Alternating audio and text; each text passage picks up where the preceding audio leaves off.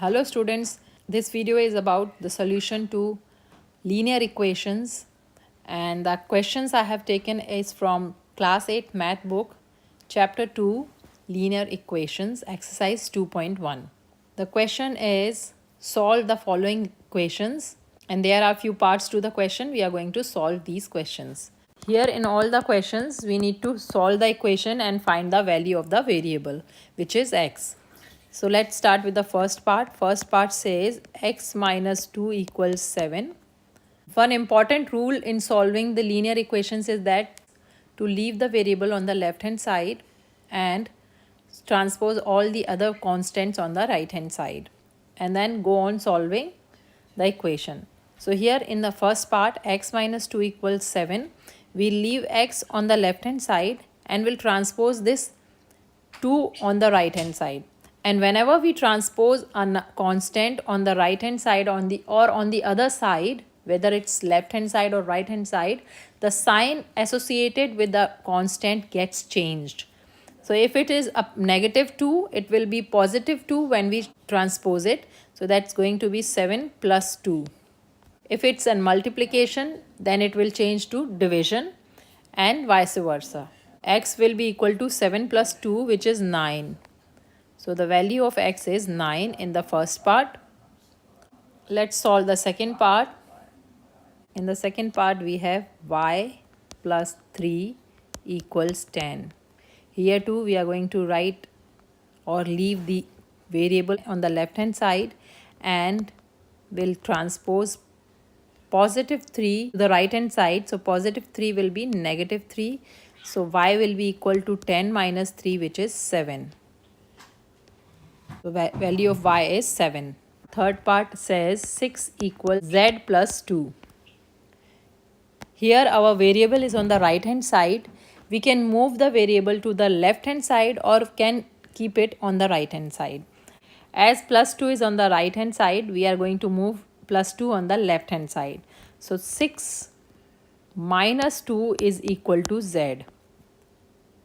So 6 minus 2 is 4. 4 equals z, or we can write it as z equals 4. Because our variable is on the right hand side, we just did simple steps of transposing the constant so that we can get the value of the variable. In this case, we have not moved the variable on the left hand side because our variable is positive. We do not want to change plus z to negative z. That's why we transposed the constant on the left hand side. And fourth one is 3 upon 7 plus x equals 17 upon 7.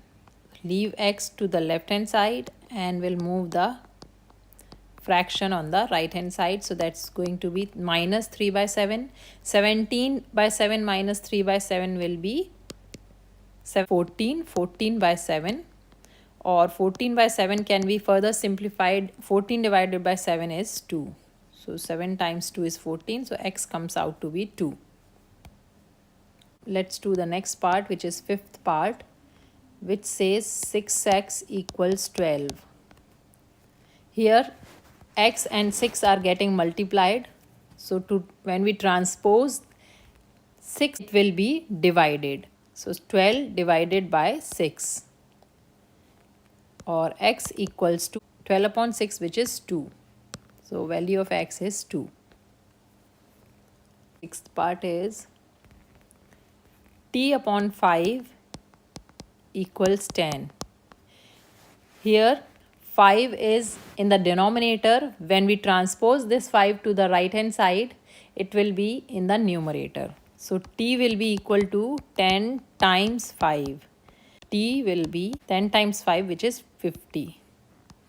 Let's solve the next part. The part is 2x upon 3 equals 18. So we'll leave 2x here. This 3 is in the denominator. So when we transpose it to the numerator, it will be multiplied and it will be in the numerator. So 2x equals 18 times 3. To find the value of x, we'll transpose this to the right hand side and it is in the denominator now. And the operation is division because here it is getting multiplied in the left hand side. So 18 times 3 divided by 2, or x will be equal to, we can simplify. 2 times 1 is 2, 2 times 9 is 18. So 9 times 3 is 27. So x is 27. Next, eighth part is 1.6 equals y upon 1.5. We can write it as y upon 1.5 equals 1.6, because our variable y is on the right hand side. We can just switch left hand side and right hand side without changing any numbers.